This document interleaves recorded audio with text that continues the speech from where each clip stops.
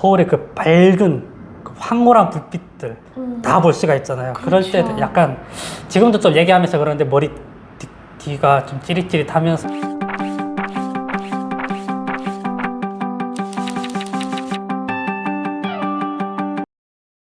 이모 따라서 친구 집에 가서 엄마랑 첫 통화를 했죠. 13살에 통화했는데 그때 당시에 엄마에 대한 기억, 엄마 모습이 머릿속에는 항상 남아있었겠죠. 그때까지만 또 있었죠. 왜냐면은 엄마가 가고 나서 저희 아빠가 엄마 얼굴이 나온 사진을 다 불태웠어요. 어머. 네.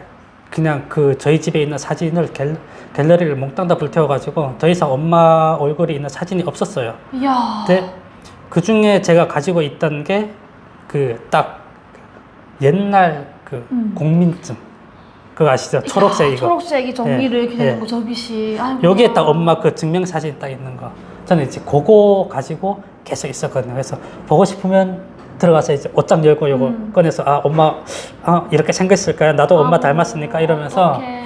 그랬었는데 이제 뭐 아빠가 돌아가시고 뭐 제가 고모네 집으로 옮기고 이러면서 보니까 고모네 집에 그 고모 결혼식 할 때 찍은 사진 중에 이제 우리 엄마가 찍힌 사진들이 몇 장 있어서 그래서 그런 식으로 좀 봤었죠. 야. 그래서 13살 때까지만 해도 엄마 얼굴이 그렇게 잊혀지지는 않았었어요. 그러면 통화했을 때 엄마랑 그 대화는 많이 했겠지만 그 중에서 기억에 남는 대화가 있어요? 일단 좀 놀랐던 거는 저는 엄마가 그때 한국에 있다고 생각을 못 했거든요. 그래서 그냥 북한은 아니겠구나. 근데 북한에서는 뭐 한국보다는 또 일본을 좀 더 이제 그 친하게 생각. 그렇죠. 아무래도 좀 더 반일 감정이 있다고 하더라도 네, 그래도 네. 한국보다는 좀 덜하죠. 네. 그래서 그렇게 뭐 북한이 아니라면 뭐 중국이나 일본이겠구나 이 정도로 생각을 했었죠. 근데 전화를 딱 하는데 말투가 이상해. 엄마 말투가? 네, 네, 너무 이상한 거예요. 그래서 뭔가 일본이 아니겠구나 싶은 생각도 들었죠. 중국도 아니겠구나. 왜냐면 저희는 중국 그 드라마나 뭐 영화도 많이 보잖아요. 네. 중국 말투가 아니거든요. 그래서 그때 대충 이제 추측을 했죠. 추측으로. 네. 13살인데 또 남조선이다 라고 추측한 거예요? 엄마가 남조선이 있겠구나. 그래서 제가 통화로 어머니 어디 계신데 이렇게 아들 보러 이렇게 한 번 안 오냐 라고 했더니 엄마가 그런 얘기는 이제 나중에 차차 하기로 하고 그때는 딱 확신을 가졌죠. 남조선이겠구나 이렇게 생각을 했죠. 그럼 말투가 막 우리 아들 막 너무너무 사랑하고 막 너무너무 보고 싶고 이게 드라마에서 맨날 듣던 그런 단어인데 아닐 수가 그렇지, 없어요. 어물거리지 그리고 처음 듣는 얘기들이. 그러니까 아니 뭐 8년 만에 목소리를 처음 듣는 사랑한다는 얘기 뭐 어불성설인고 그랬었는데 아무튼 뭐 그때는 왜냐면 북한에서는 그리고 아들이라는 표현 안 하잖아요. 뭐 그렇죠. 한국에서는 아들, 딸 막 이런 거 하는데 맞아요. 북한에서는 아들이라고 그냥, 하죠. 혁진아라고 하지 맞아요. 뭐 아들 이런 말 네. 안 쓴단 말이에요. 근데 아들 하니까 얼마나 그게 너무 어색했어요. 그때는. 네. 지금은 엄마가 약간 뭐 혁진아 하면 엄마 뭔가 안 좋다 이러고 아들 하면 이제 좋은 좀 거다. 기분이 좋구나 약간 이렇게 생각을 하는데 그때는 13살이었음에도 불구하고 제가 듣지 못하던 단어들을 들으니까 오그라든다. 근데 그래도요 13살에 한 8년? 9년 만에 그랬죠. 엄마의 목소리를 듣고 엄마가 살아있구나를 알게 된 거잖아요. 그랬죠. 그게 엄청난 큰 힘이 됐을 것 같아요. 큰 힘이 됐을까요?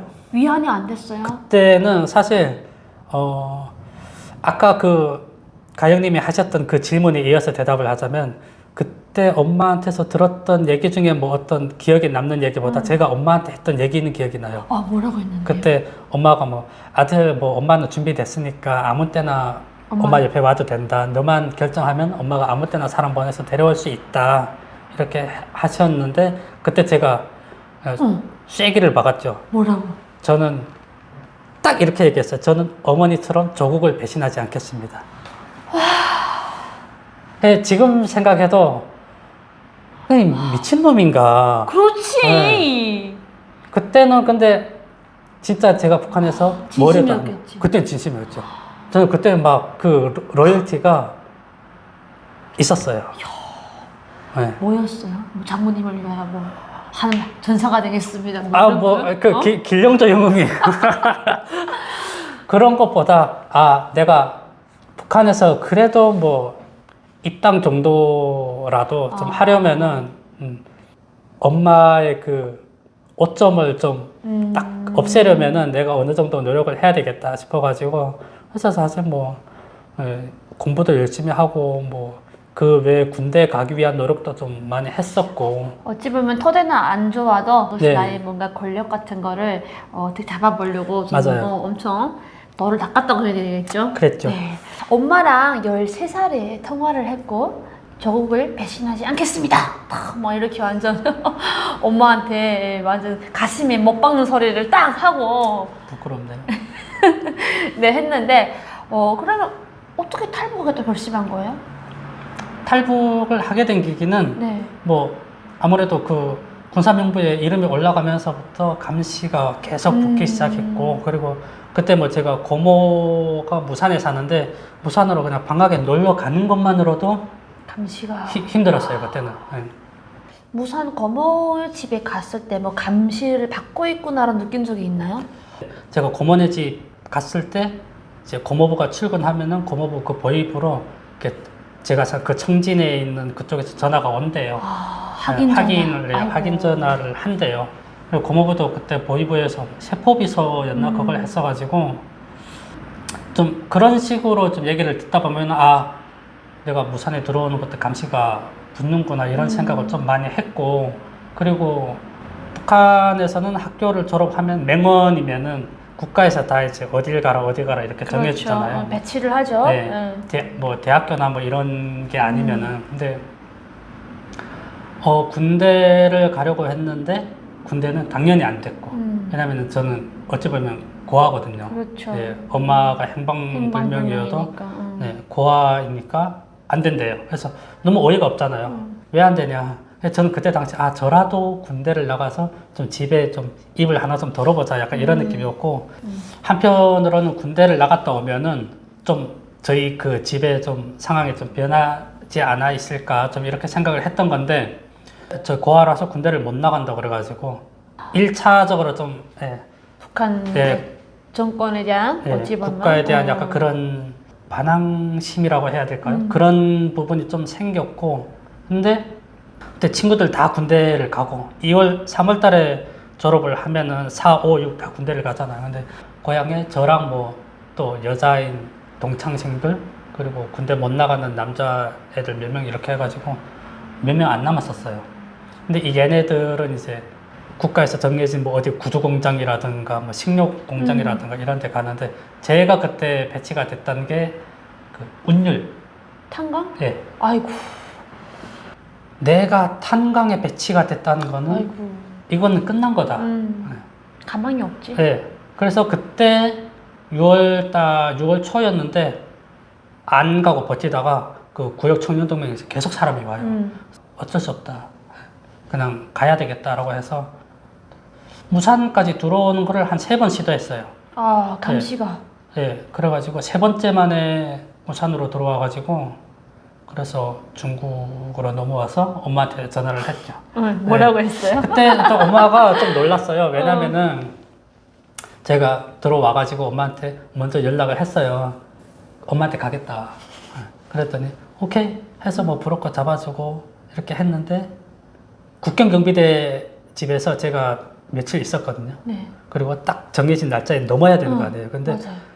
중국 쪽에서 이렇게 소식이 와야 넘죠. 아 지금 넘어라라고 하면 이제 딱 넘는 건데 소식이 없네. 응. 오늘 당장 넘어야 되는데 쭉 소식이 없네요. 그래서 그래도 뭐 저녁에는 소식이 오겠지. 저녁에도 없고 다음 날도 없고 난리가 난 거 아니에요. 이게. 그렇죠. 저는 넘어야 되는데. 넘어야 되는데. 국경경비대 집에서 뭐 먹고 있으니까 이 국경경비 대원도 얼마나 난감해요. 그러면. 자기도 돈 먹었는데.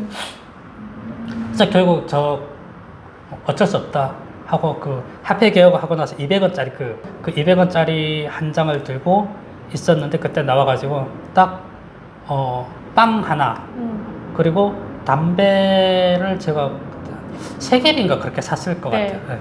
그렇게 하고 이제 그 두만강이 있고 두만강 기슭이 있고 감자밭이 있고 옥수수밭 이렇게 쫙 있었거든요. 그래서 옥수수밭부터 두만강 기슭까지는 한 100m, 150m 정도 됐을라나요. 그래서 그 안에 딱 숨어 있었죠. 거기서 있으면서 배고프면 이제 빵 사는 걸 먹고 그리고 있다가 밤에 10시쯤 10시쯤 돼가지고 전력 질주해서 막 뛰었어요? 예, 예. 위에 봐주는 사람도 없이? 없어요. 옥수수밭부터 그냥 쫙 뛰었어요. 그래서 그때 제 주머니에 진짜 라이터랑 그리고 면도칼 이거 그 아빠들이 쓰던 소가죽이 이렇게 해가지고 쓰시던 그 면도칼 나중에 딱 위험할 예, 때 자르려고. 예. 딱 그렇게만 가지고 뛰었어요. 아니 근데 내 뒤에 뭐 봐주는 사람도 없고 그렇다고 앞에서 받는 사람도 없는데 없었어요. 그냥 틱틱을 띄운 거잖아요.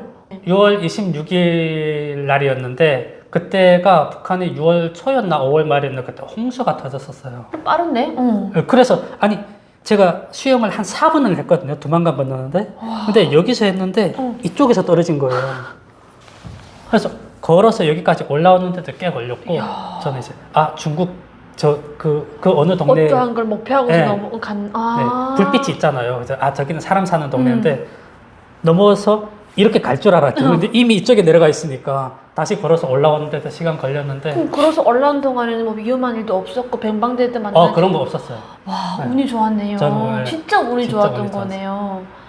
그러면 그렇게 넘어가지고 걸어서 일단 불빛인 마을까지 온 거잖아요. 그랬죠. 그렇게 와서 어떻게 어머니랑 통화하신 거예요? 그때 이렇게 와서 봤는데 거기가 약간 뭐 새로 지은 집들이 많았어요. 약간 새마을인지는 모르겠는데 아무튼 그 좀 좋은 집들이 많았고 그 중에서 딱 한 집이 옛날 구조로 된 집이었어요. 오래된 집.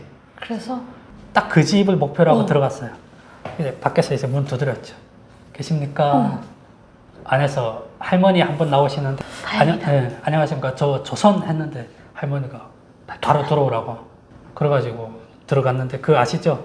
집 구조가 부엌 있고 그 솥가마 있고 바로 온돌. 들어오라고 해서 들어갔죠. 그래서 할머니가 씻고 거기 이제 거기서 씻고 올라오라고 그래가지고 사실 부끄러운 걸 모르겠더라고요 그때는. 그 할아버지 할머니 계셨는데 그냥 거기서 그냥 저 홀딱 벗고 씻고 그 할머니가 주는 옷을 입고 올라갔죠. 그때 몇 살 때였어요? 그때가 제가 19, 20살 때였죠.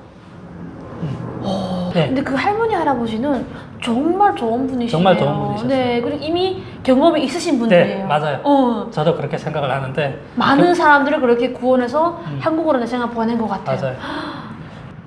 올라왔더니 할머니가 그 집에서 드시는 그때 뭐 밤 11시 막 이렇게 됐으니까 제가 10시에 넘어서 그래서 할머니가 이제 그냥 집에서 드시는 밥이랑 반찬이랑 했는데 흰쌀밥 그리고 그 돼지고기 시래기국이었나? 네. 그리고 뭐 가지 반찬이랑 뭐 김치볶음 이렇게 해서 이제 꺼내줬는데 와, 그게 너무 맛있는 거예요. 기름도 많고. 그건 인정. 가지 반찬에 기름이 너무 많았어요. 그래서 그때 진짜 저녁을 맛있게 먹고 그리고 어디 친척이 있냐. 아주 사실 한국에 부모님이 계신데 내일 아침에 전화하겠습니다.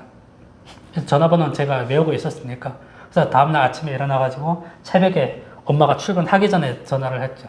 엄마도 연락이 안 됐었으니까 난리가 너무. 그런데 그 할머니 할아버지가 뭐 의심되거나 아니면 뭐 밤에 혹시 공안에 신고하거나 뭐 이런 의심은 전혀 안 해봤어요? 저는 전혀 그렇게 생각 안 했어요. 그러니까 그분들이 엄청 편하게 대해준 건지 아니면 본인이 착각사니가 없었던 거죠. 그런가 봐요. 네.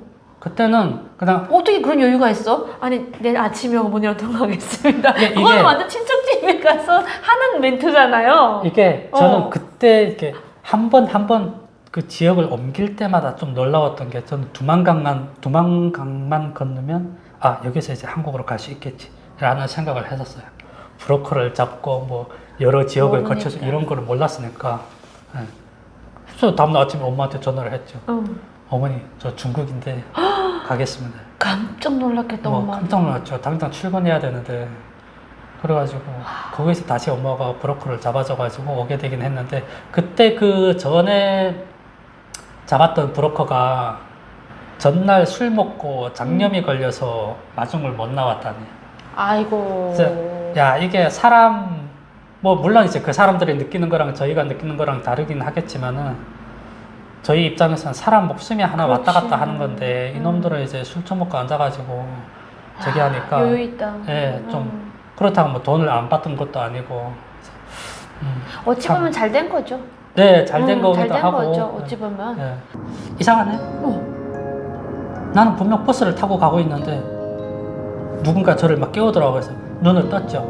보니까 공안 앞에 딱 서 있고